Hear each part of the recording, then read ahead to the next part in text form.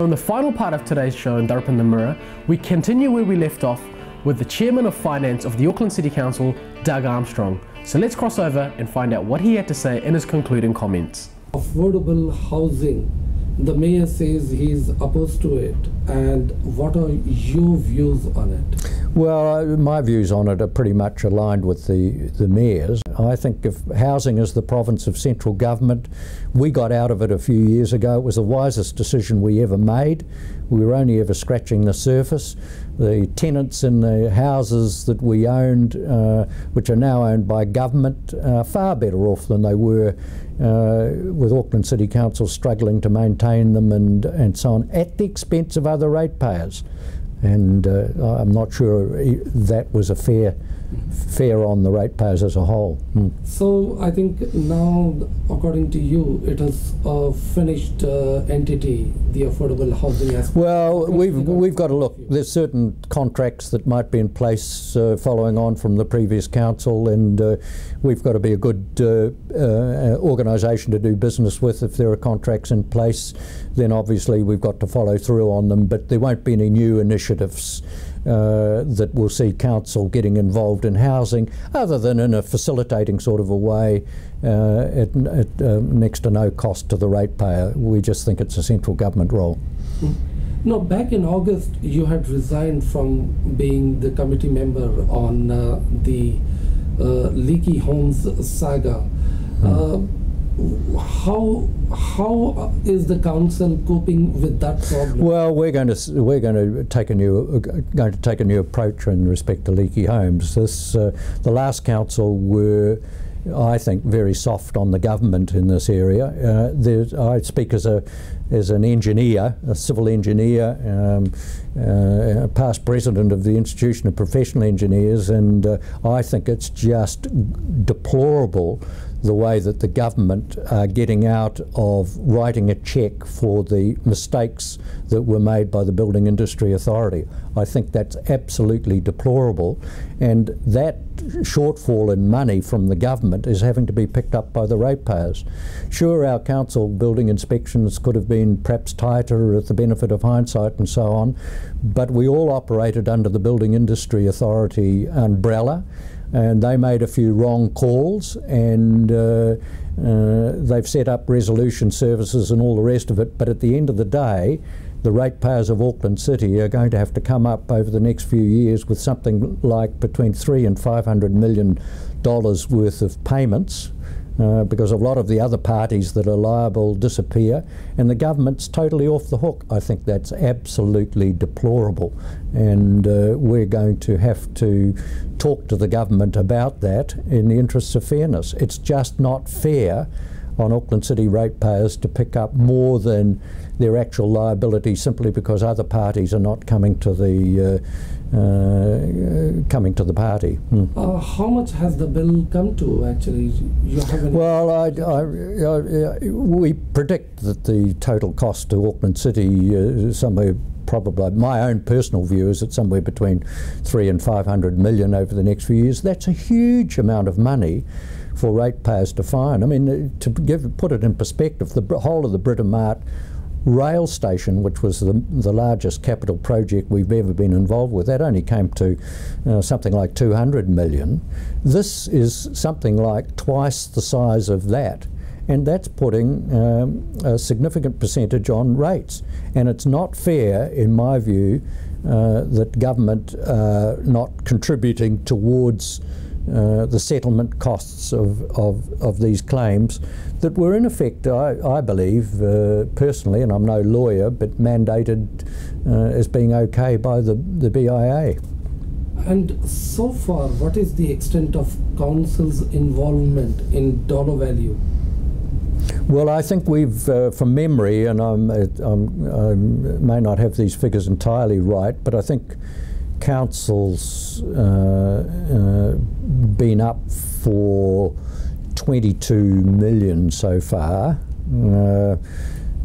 and it's cost us in expert fees in keeping it down to 22 million, something like $4 or $5 million. So for every $5 we pay out, it costs us $1 in expert fees to defend our cases. But the whole thing is a tale of misery for the owners, misery for people that have been caught up because there's been through no fault of their own, just because they've owned a house and then moved on and been transferred to another city, to find that because that house has been sold, they're caught up in the litigation surrounding the leaky home thing. The whole thing is a mess. It can only be sorted out properly, in my view, by government coming to the party and taking significant responsibility for writing a cheque to cover what I think was the BIA's liability in this area. So we're going to be looking hard at all of that, and we're going to be negotiating in a professional way with government. And we hope that will be for the benefit of ratepayers in the end. Have some negotiations taken place? Well, they didn't take place. What is the response of the government? Well, the previous council didn't seem to make meaningful progress in having high-level meetings with government on this. We're not going to be shrill about it, but we're going to be determined. We have to. It's a huge burden for ratepayers in Auckland. There's a whole lot of people out there that are whose lives have been ruined by this, and are having to go through a litigious process, and we're having to defend the council ratepayers in mediation and so on, and that's not nice. Does the council have any specific set agenda to put forward to the government to convince it? No, we're working on that, and we'll have to explore the various options. Yeah. Mm-hmm. Now, the secretive culture of closed door and hurriedly deliberated meetings and secretive spending. So the mayor, John Banks, has repeatedly said it is a thing of the past. Well, he's absolutely right in my view on that, and I've sat round tables where we've had a left of centre council that's been a bit secretive about this. The way that we kept the figures secret on leaky homes, I thought, was absolutely wrong.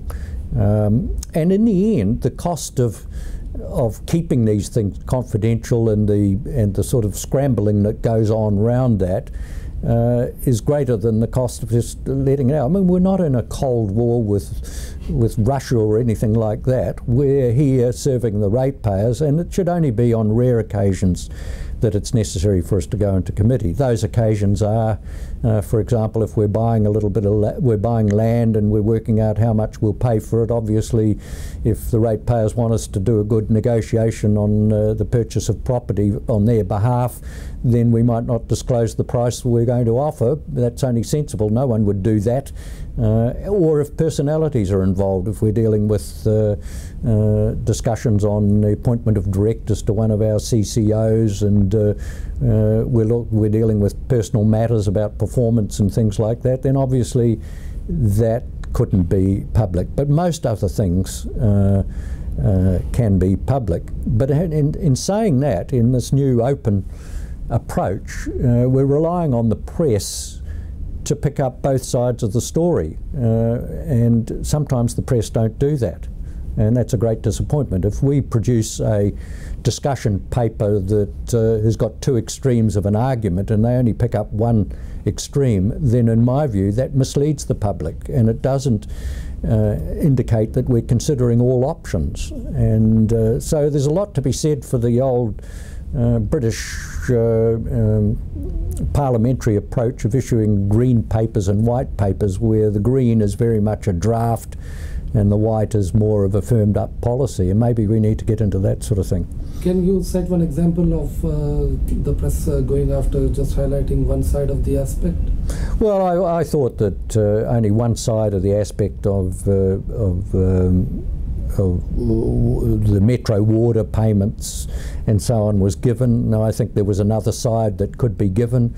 I've got an open mind on all of that. The public have said that they don't want rate increases to be disguised as water price increases, and we've taken that on board and we're going to review all of that. But I thought in the media it was a one-sided debate, and that means it's not a debate. And no one progresses if just shrill headlines appear in a newspaper that are designed to sell papers rather than present an even-handed, overview of the pros and cons of an issue. And that handicaps us in good governance, because good governance is about exploring all options. And if only one option's picked up by the media, we get cornered before we've actually had the opportunity to objectively explore all options. And that's a great shame, I think. No, another one aspect in the direction of cost-cutting measures that you and your team is highlighting. You've been bitter in the past about the foreign trips coming about and the sister city relationships. How is it going to function in your council? Well, I don't think that that's necessarily a true reporting of my position. My position is I'm supportive of sister city relationships. When I was chief executive of Unitec, I mean, let's face it, New Zealand has, with foreign students from Asia, we've got a business that is probably the third or fourth largest foreign exchange earner of any in the country. That's the export of education, and that's got other benefits for society as well, in terms of our access into Asia and things like that. Now, when we had sister city relationships with cities up through Asia, China and Japan and so on, Fukuoka and so on, the doors just opened for us, and we were able to get favourable treatment in a very competitive market. So there's an example of almost an instant payoff for sister city relationships, and that has benefits in terms of economic development of the city and so on. So they are justified.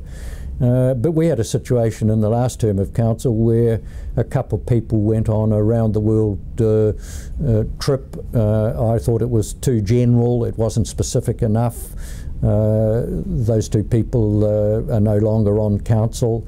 But I'm not against overseas travel to pick up information. It needs to be done economically and sensibly with an objective in mind, and I think that generally speaking the rule of thumb should be councillors should travel, should have a project in mind that directly relates to something that's happening in the city. It should be economy class travel. That doesn't mean to say they can't pay a few extra shillings themselves and upgrade themselves, but generally speaking the ratepayers want us to be frugal with their money, and we've taken that on board. But certainly I do think you learn a lot from sister cities, and you do learn a lot from other cities. Finally, the flower show fiasco. Now Auckland losing out to Christchurch. Your views on that? Well, you know, that came on us fairly early on in the piece, and my view on that is that it wasn't council declining to spend $50,000 on the Ellerslie Flower Show that caused it to move. It was Christchurch desperately wanting that flower show, and they're reputed to have spent some hundreds of thousands of dollars to get it there. From the Auckland City ratepayers' point of view, we're very sorry to have lost the flower show from the Auckland region. We'd like to have seen it here. It's not the end of the world. It was in Manukau City.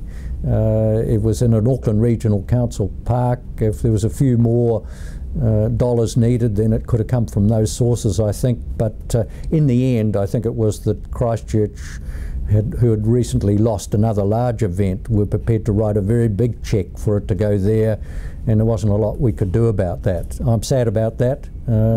I think a flower show for the Auckland region can be got up and running, and certainly we would encourage that to happen. Next week. Both the previous council and the one elected in October have been pretty clear that there absolutely should be a contribution by the regional council. That's really because the the Rugby World Cup is not an Auckland City Council thing. It will benefit the entire region as well as the country. The world's most amazing bridge, a wonderful piece of architecture, a heroic bridge, a great icon for good design and the city of sails. And by putting that together, we can sort of go forward to the rest of the world and say we are the pure New Zealand.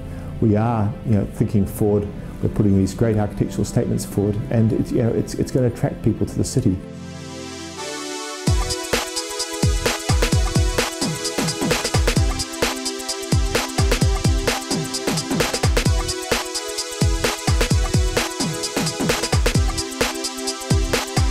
Up in the Mirror on satellite, cable and terrestrial network. Sadly, viewers, we've come to the end of today's show. Now, if you've missed our show or you want to catch up on past episodes, log into our website, www.teamworkproductions.co.nz. There's some very fancy links there, so you just need to click on them and you'll see whatever you missed. Also, I love your thoughts, your opinions, the good and the bad.